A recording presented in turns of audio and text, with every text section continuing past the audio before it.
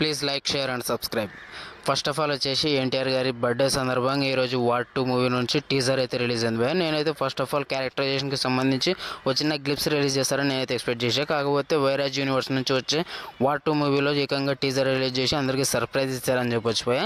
ఇంకా టీజర్ విషయానికి వస్తే అదిరిపోయింది. యాక్షన్ సీన్స్ అయితే మైండ్ బ్లోయింగ్గా ఉన్నాయని చెప్పొచ్చు. మన ఎన్టీఆర్ గారి లుక్స్ అయితే కేక పుట్టిస్తున్నాయి.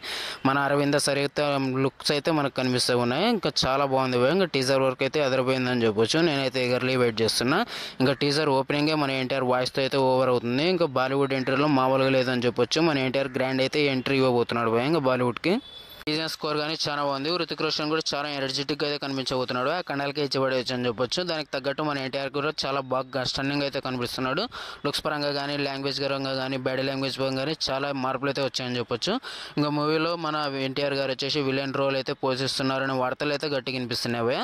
కాకపోతే ఈ టీజర్ వరకు అయితే మనం జడ్జ్ చేయలేం. వాయిస్ ఓవర్ని బట్టి విలన్ కొన్ని వైబ్స్ అయితే వస్తున్నాయి. సినిమా రిలీజ్ అయ్యే వరకు విలనా, యాంటీగస్ట్ రోలా, ఎందుకంటే క్యాస్ట్ మల్టీ స్టారరా అనేది మనం చెప్పాల్సిన అవసరం ఇంకెప్పటికైతే లేదు. ఏదో విధంగా ఎన్టీఆర్ ఫ్యాన్స్ అయితే ఫుల్ మీల్స్ పెట్టేసిందని చెప్పొచ్చు ఈ టీజర్. నాకైతే పిచ్చగానే వచ్చేసింది. మీరు ఈ టీజర్ మీకు ఎలా అనిపించిందో కామెంట్ చేయండి. ఇంకా వార్ 2 మూవీ కోసం ఎంతమంది వెయిట్ చేస్తున్నారు కింద అయితే కామెంట్ చేయండి ఎన్టీఆర్ ప్రశాంత్కి సంబంధించి ఎలాంటి అప్డేట్ అయితే రాలేదు. అదేవిధంగా దేవర పార్ట్ 2 మూవీ నుంచి ఎలాంటి అప్డేట్ అయితే రాలేదు ఫస్ట్ ఆఫ్ ఆల్ వచ్చేసి వార్ 2 మీద ఫుల్ ఫోకస్ ఉందని చెప్పొచ్చు.